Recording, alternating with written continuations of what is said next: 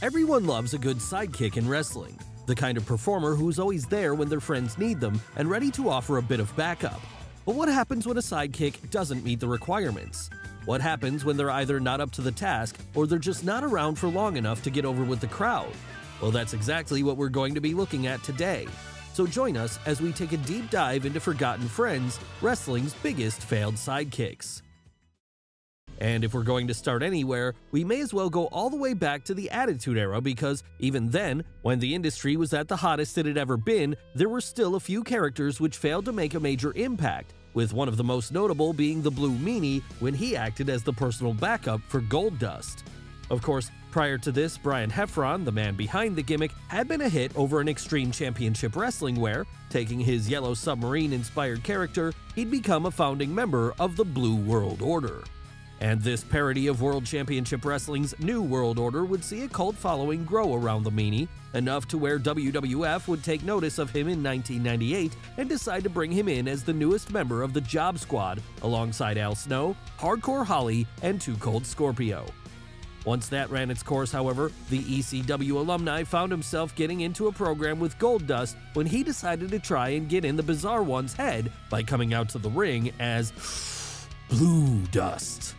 In the end, though, this decision, along with their subsequent match at February 14, 1999, St. Valentine's Day Massacre in Your House, would see the two develop a respect for one another, leading to the Blue Meanie becoming the new full-time protege of Goldust over the weeks which followed.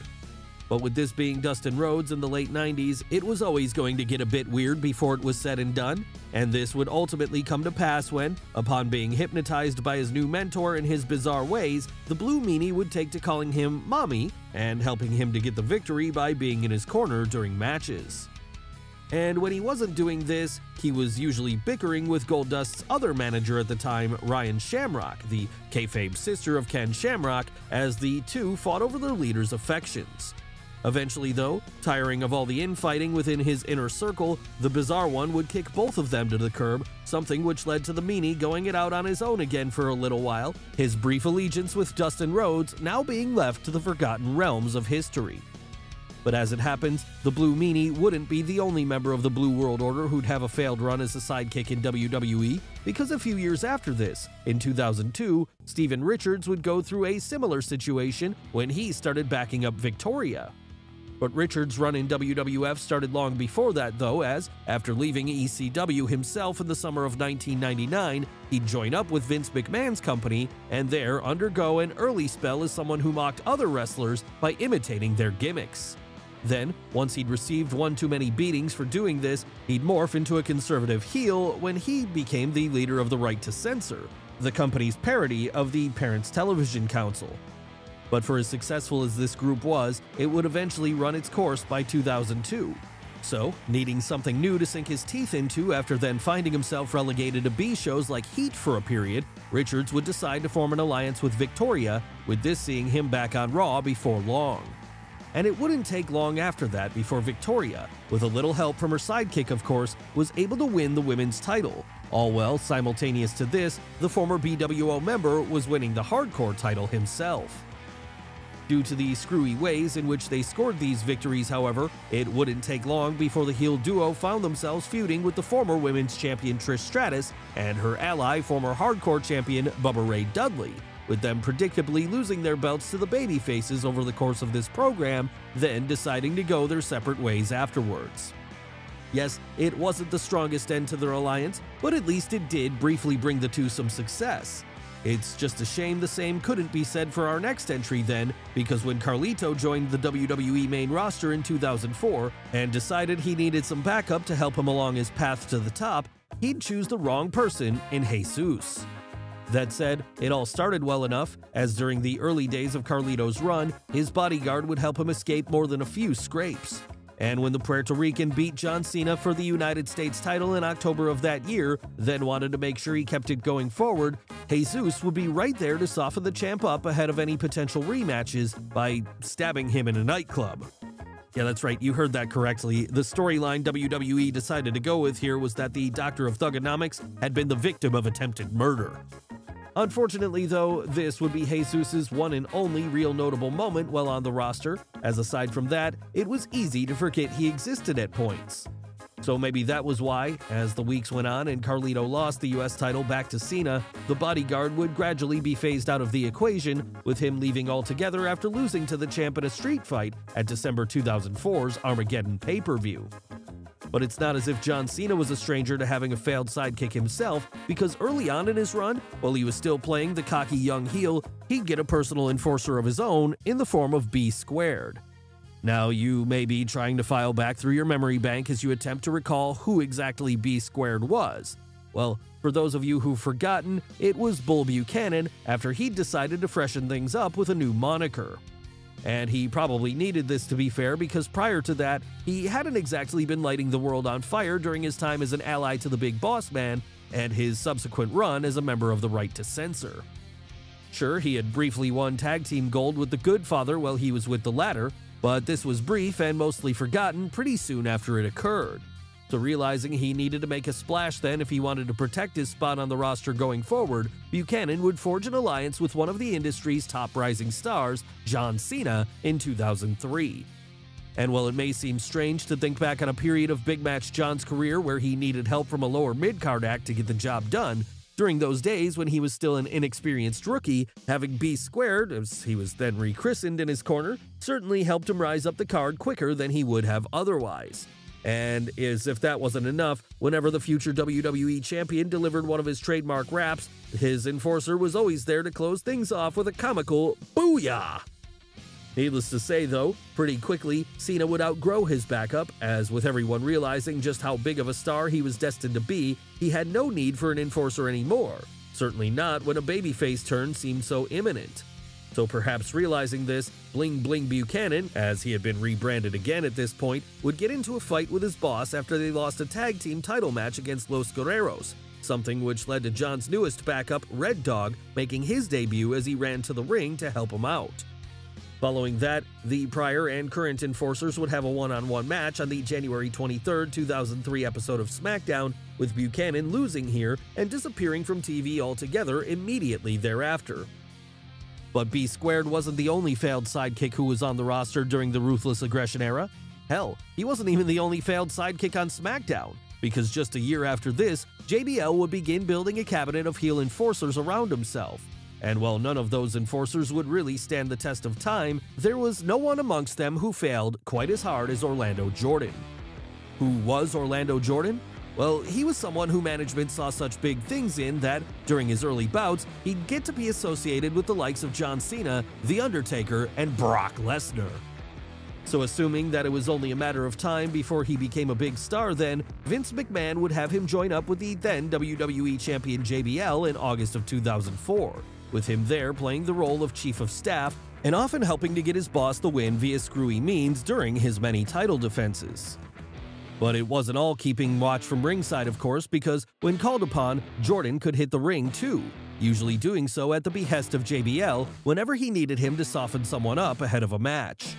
That was what led to the rookie getting to share the ring with even more big stars such as Eddie Guerrero and Booker T in tag team bouts over the months that followed.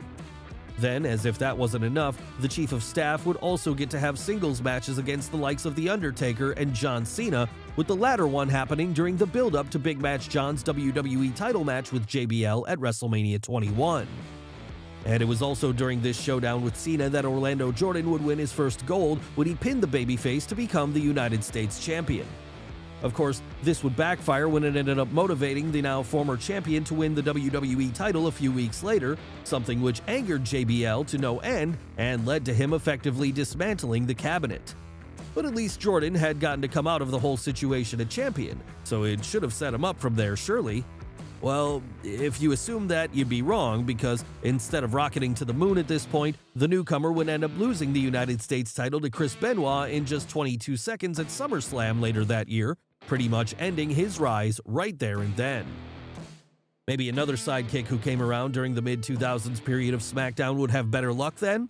That's certainly what Big Vito hoped when he joined up with WWE in 2005. Unluckily for him, though, this would not prove to be the case, as when he became the lackey to Nunzio soon after his debut, he'd never managed to make it beyond the mid-card.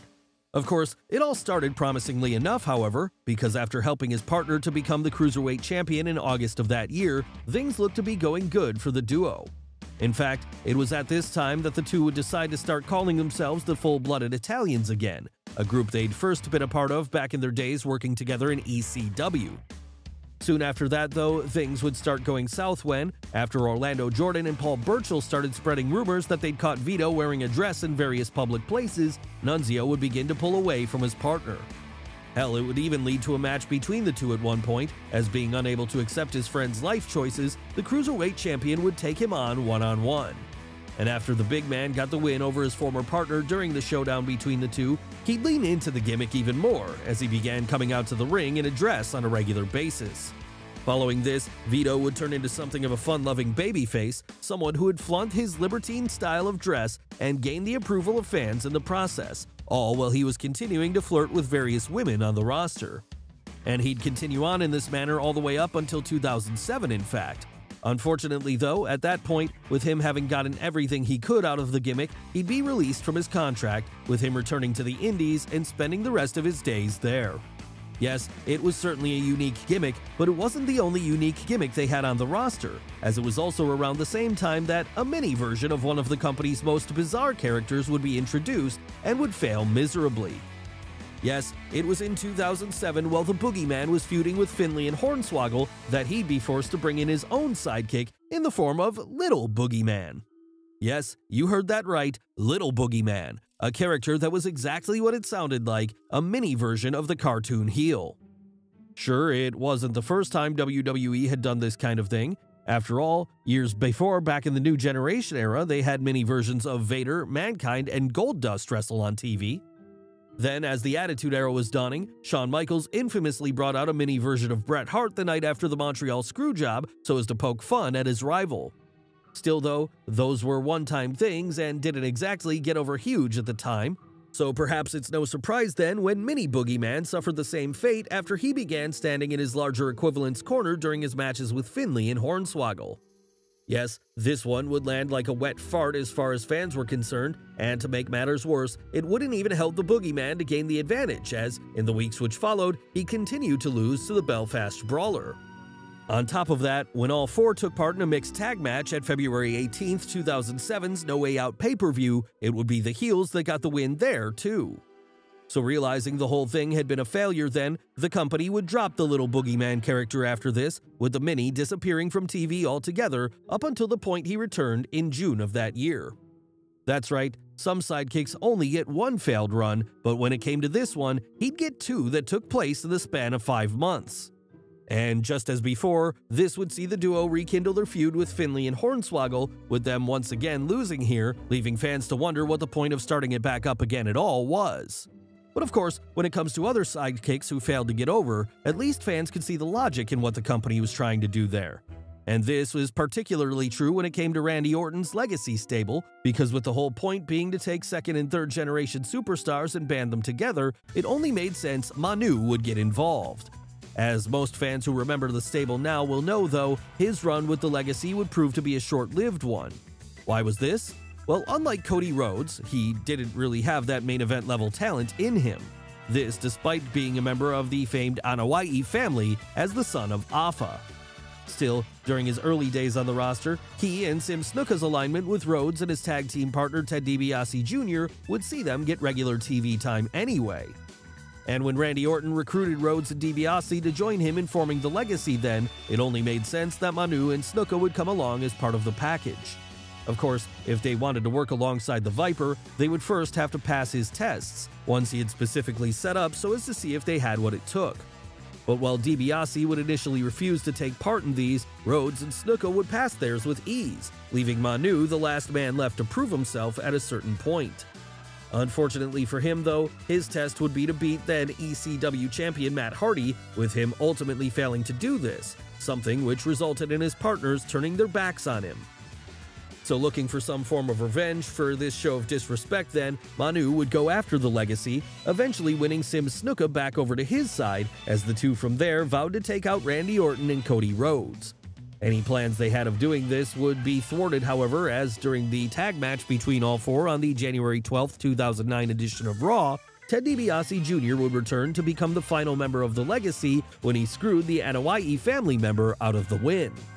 And after that, things would only go from bad to worse for Manu, as with his role in the stable already being forgotten to history, he'd then find himself being released from his contract just 1 month later, with him never to return to WWE again as of the time of this video's recording.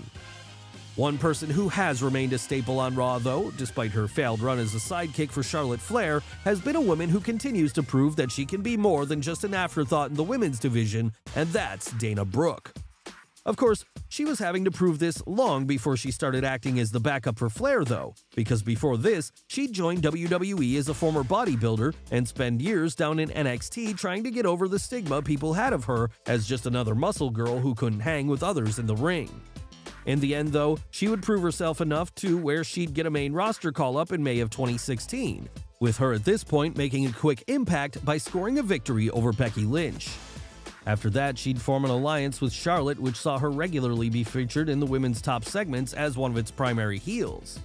And this would continue when the two were both drafted over to Raw that summer, as they began a program with Bayley and Sasha Banks, one which even saw Brooke pick up a screwy victory over the Hugger during a tag match during its early days. Unfortunately, though, it would also be this feud which exposed her as not being in the same stratosphere as the other three women involved, something which fans quickly understood, and which Charlotte herself started to figure out too after a while. So with the rookie losing to both Bayley and Banks in singles bouts over the next few weeks, the Queen would regularly berate her for letting her down, something which eventually led to Dana turning face when she attacked her mentor and ended their alliance. Of course, while for some this may have been the start of a huge push, by then it was clear that there was really no spot for Dana Brooke in the upper echelon of the WWE Women's Division. And so, after a brief program with Charlotte ensued, the two would be separated by the 2017 draft, and the babyface would sink back down into the mid-card when she joined Titus Worldwide alongside Titus O'Neil and Apollo Crews. Yes, it was a pretty big failure overall, but there's an even more recent example of a failed sidekick on WWE TV out there as it happens. In fact, it was only in 2020 that, feeling like he was starting to tread water and that he needed some new backup to help him regain his main event spot, AJ Styles would introduce his new sidekick, Omas.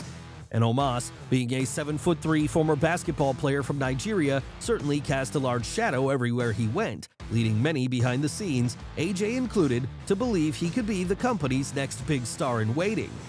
Unfortunately, though, as with many giants before him, Omas's sheer size made it difficult for him to do anything athletic in the ring other than walk around slowly and deliver simple moves such as a chokeslam. But while in another era this may have been enough to get him over, in the modern day, fans expected more of their in-ring performers, something they were getting their fill of from Styles himself. So despite helping the Phenomenal One to pick up a number of victories throughout 2020 and 2021, as well as even get the occasional win himself in tag matches against the likes of the New Day, it would quickly become clear that the big man wasn't quite on the level the company was hoping he'd be. Hell, even a brief tag team title run wouldn't be enough to turn him into a hit with fans, as, by then, the only part of the act they cared about seeing was AJ. So, realizing this, Vince McMahon would decide to split the two up in December of 2021, with him from there cutting his losses with Omas and moving him over to a new role as the latest client of MVP. Will this be enough to get him to the next level? That remains to be seen. Whatever the case, though, he'll now, at least in part, go down in history as one of those unfortunate few who tried to make a name for themselves as the sidekick to a bigger star and failed in their attempts to do so. And that same thing goes for everyone else on our list too as it happens, with this being something which will paradoxically leave them to be forever remembered from here on as forgotten friends. Well guys, what did you think of the video? Let us know in the comments below. Don't forget to smash the like button, subscribe to the channel, as well as follow Wrestle with Andy on Instagram and Twitter. Thanks for watching, and we'll see you next time.